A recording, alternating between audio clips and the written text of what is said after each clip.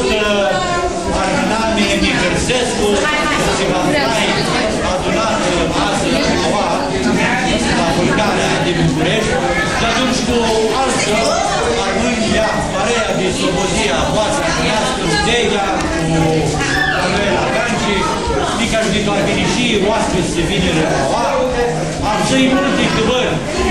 Ia, băi, șate căbări.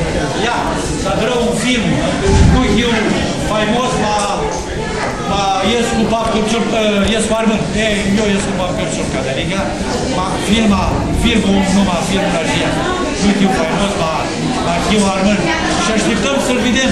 Că am zis că cu furghia lui ștui filmul să alegă multul aua, prin București cu filmările, Ada Patul Balcan, tu Arbirișii, tu Macedonie, până și tu depărtata America, vai și să ajunsiră cu filmările până cu Australia și Canada, care nu are oară știi alte filme. Mihărsescu multul și altul cadrați multe și șase altanți. Aua București, ea, ca știitora seara zic, adunați Pipera. Erați sau altă spărăstămână dau Timișoara cu Dudi Pareili, Fugările, afară iar casă de România.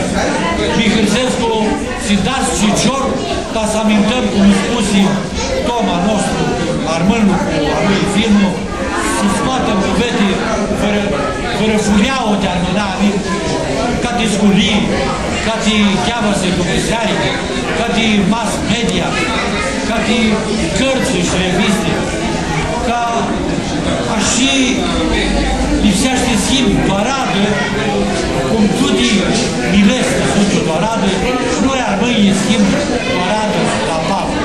Dumnezeu vă da sănătate, sărbătorile de Crăciun, știi anul nou, cu harau și cu sănătate, îți rămânează tăifurile, de Văran, Sav de Paplu, Nica, Amșate și cam multe căbări de câirlătica ale Armânani.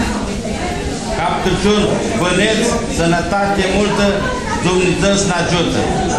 Da, Dumnezeu, și voi spuneați ani mulți să vă găsiți cu tăi cu dumneavoastră și cu Armânania.